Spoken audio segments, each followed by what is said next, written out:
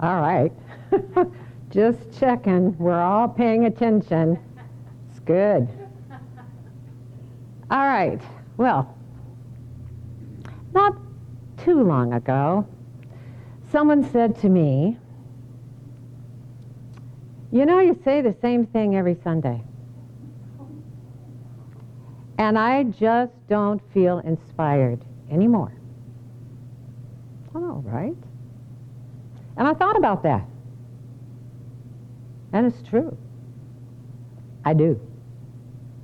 I say in so many words and in plenty of stories that God is all there is, and we are all that. And there is absolutely nothing more to say than that.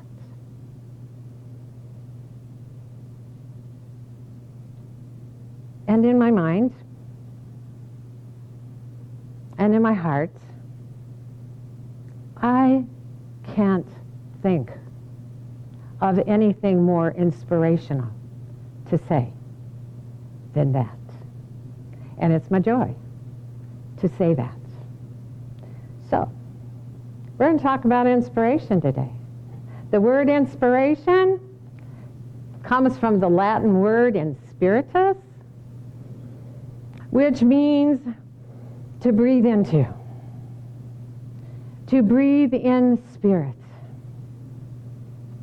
or to put it simply, to be fully alive. The more alive we feel, the more enthusiastic we feel about being ourselves in this life, the more we're living from the Spirit within us.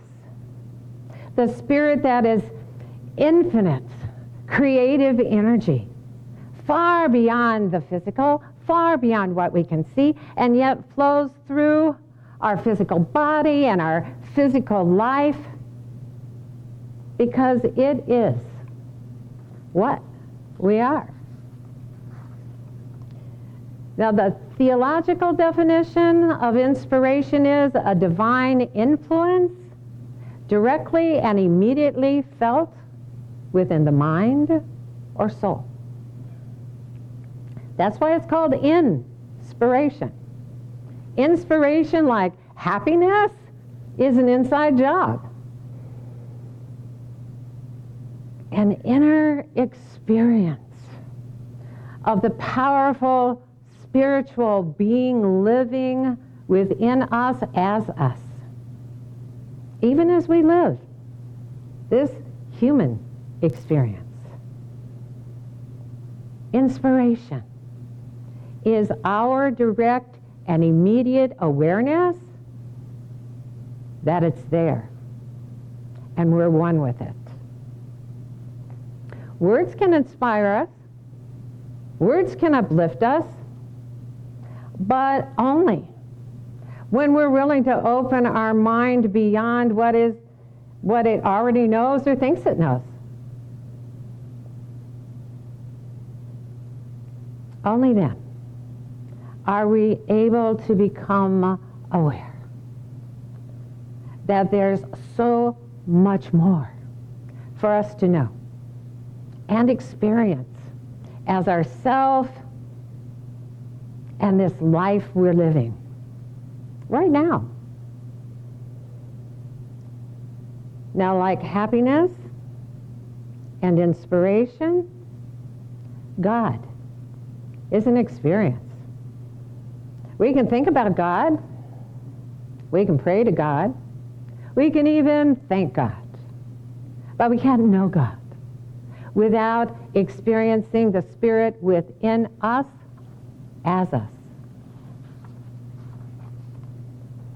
God is the experience of ourself as unlimited love and peace and joy and health and well-being and perfect wholeness and completeness. As the creation of God that is all there is to life anywhere.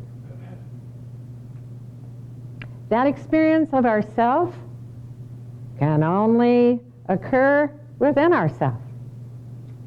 Words can inspire us to take a look, but words can't cause our experience of who we are.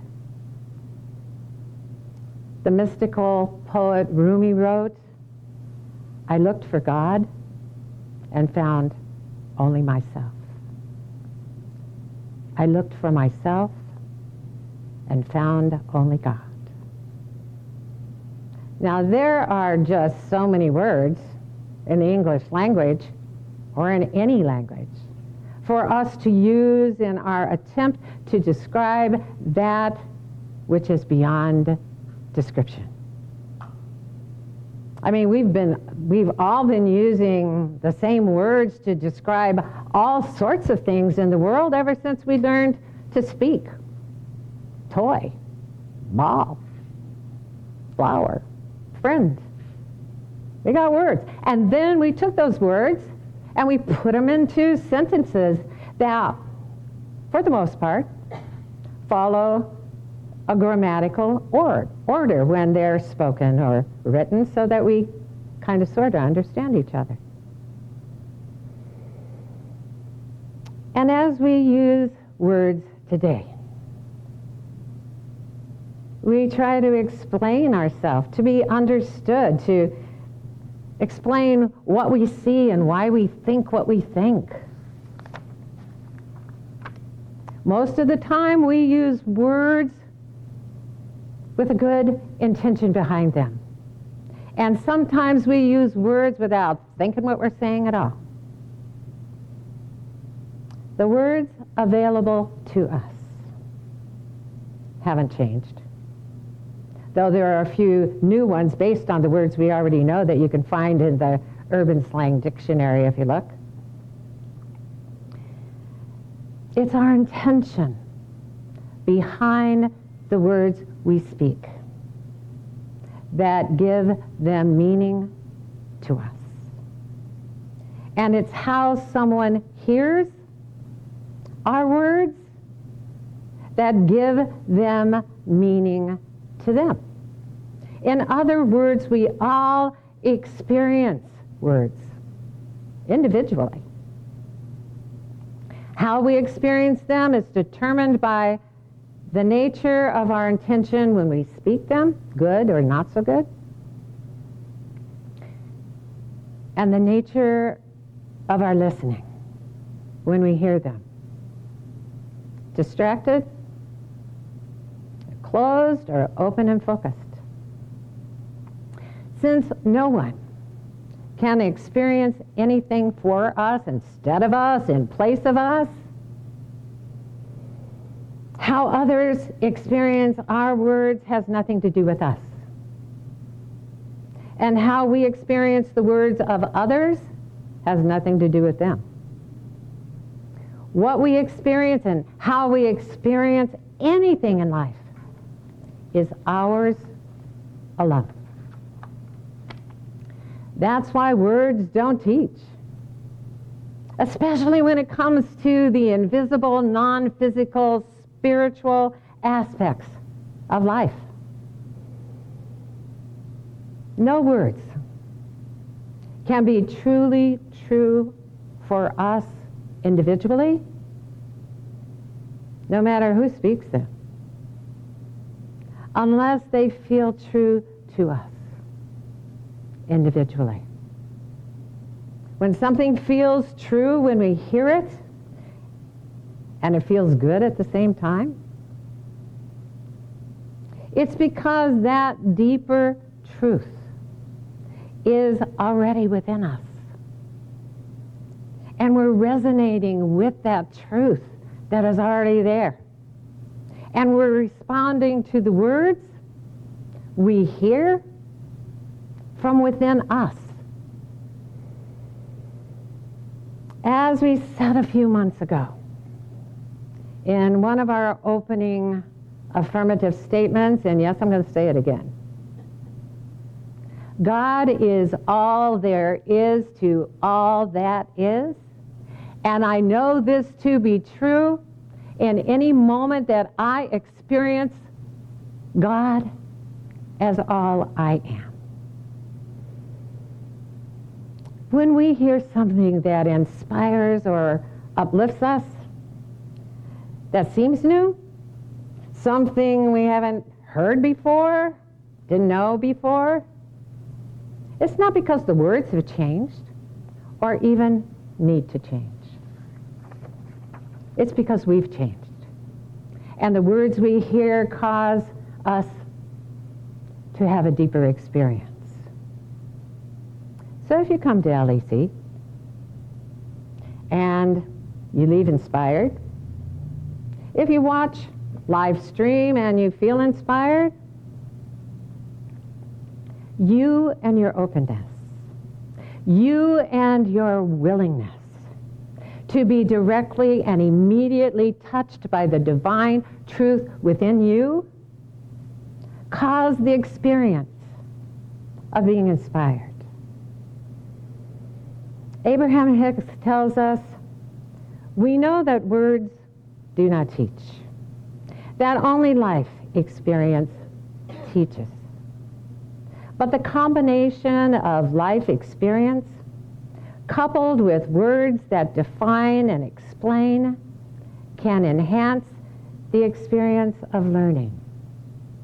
And it is in that spirit that we offer these words. And it is in that spirit that we offer our words on Sunday mornings.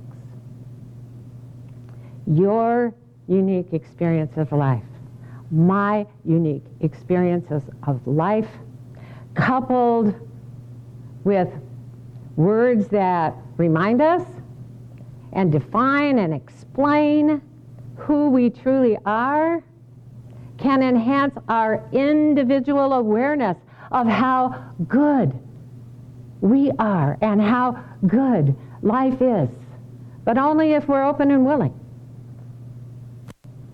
Now, as it's been mentioned, the title of today's talk is Out of Your Wheelhouse.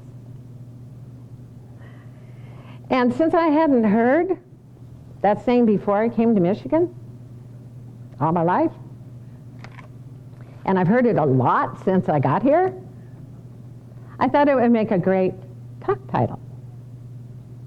Now, some people say it's out of my wheelhouse, and others say it's outside my wheelhouse, but either way, it's the phrase used to indicate that something is outside of our current skill set, or our perceived competency, or even outside our interests.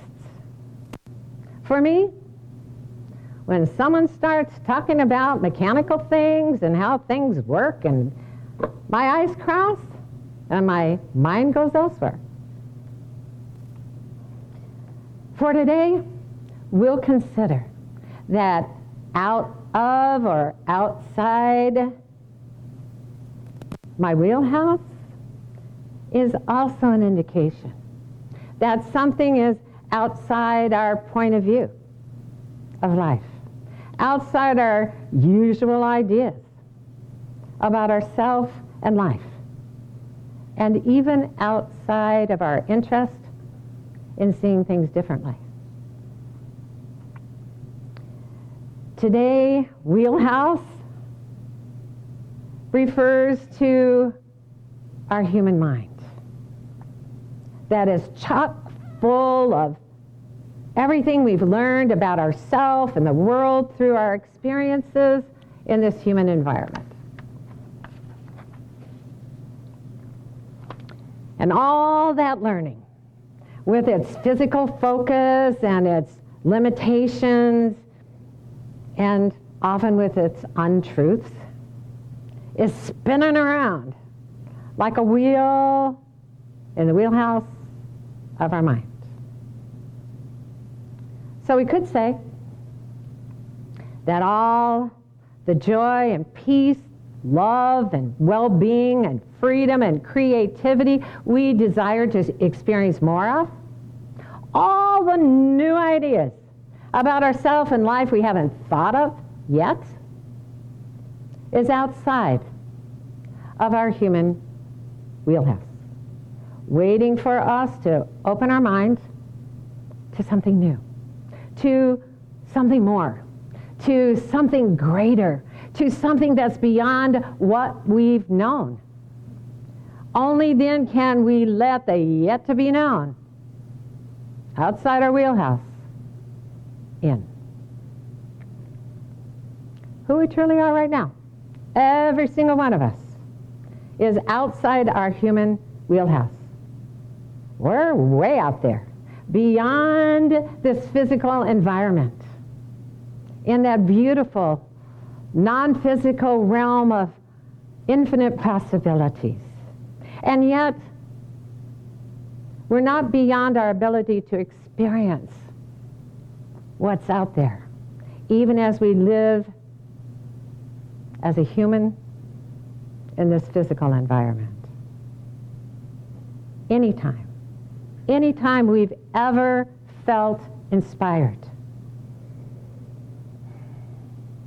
by whatever, anytime we've ever felt enthusiastic about life, anytime we've felt uplifted about being ourselves,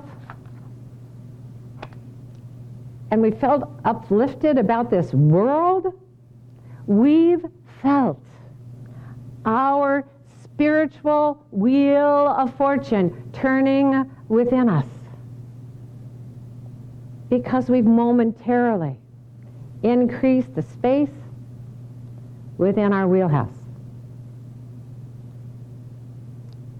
As spiritual beings, the space of our awareness is infinite, and the capacity of our consciousness is cosmic. But if we keep our wheelhouse small, and the wheels of our mind spin with opinions we've always had, and limited thinking, and the belief that all we see is all there is, our thoughts are like tires that are stuck in the mud, spinning but going nowhere. We can't move forward towards what we want. And we can't expand outward in our self-expression of spirit on earth when we don't open to something new. We get stuck when we're afraid to say, I don't know. Because in this world, the more we seem to know, the more informed we seem to be, the more with it we seem to be. And so we use words that sound knowledgeable, but don't feel truly true, or have a good feeling behind them. But whatever we know, within our human wheelhouse, there's far more outside of our wheelhouse that we don't know, no matter how much we know right now. Now, sometimes we respond defensively when we're told something that we think we should know, with the words, I already know that. But what we think we know is often just noise in our head, already thoughts that spin in the wheelhouse of our mind, but don't get us where we want to go. And they also rigidly keep us from being willing to explore the more that is outside our wheelhouse and our comfort zone. True knowing is an experience. It's the divine influence of the presence of the all all-knowing within us. It's as we experience it as deep awareness, as soul inspiration, that feels so truly true for us individually that we can't even put words to it. We're here in this human environment, and we all came willingly, no matter what we said when we were teenagers, to experience as much new awareness about the spiritual being we are as we can. That's why we're here. Our purpose, no matter what we do in the world, is to allow as much of the unknown God, the unlimited source of life outside the human wheelhouse, to be known through us and the life we live wherever we are and whatever we're doing.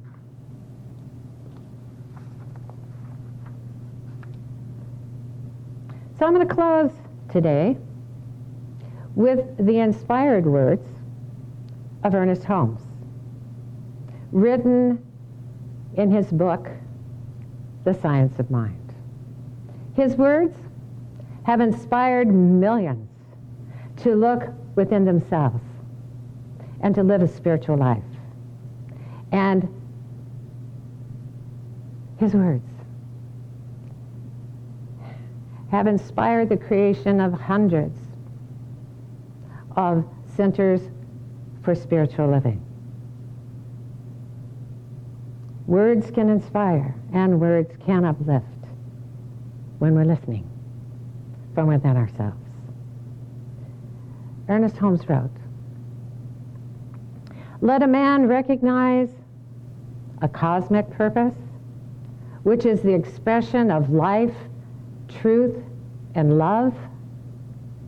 Let his thought vibrate to the higher, grander realization of life, and see how automatically he becomes more powerful." Namaste.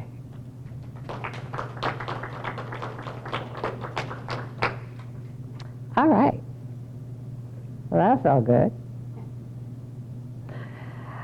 Well, this is the time of our service when we give our thank yous. And before, I've already given my thank yous for the beautiful, beautiful, beautiful beings, the team that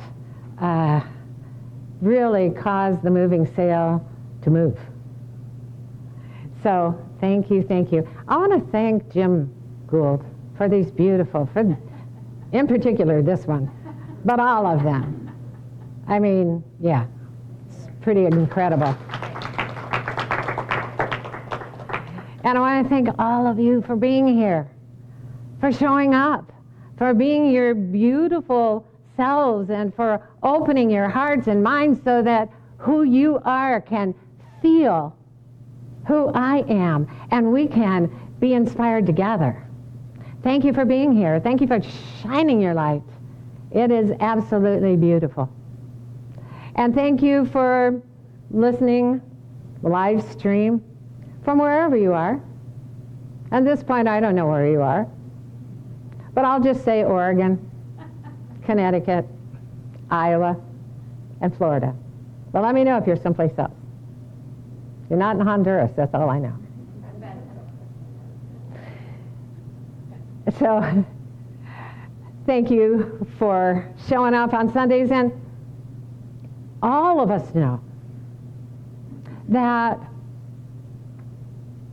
in order for us to be as we are as a spiritual community, in order for us to expand and grow as a spiritual community, requires financial support.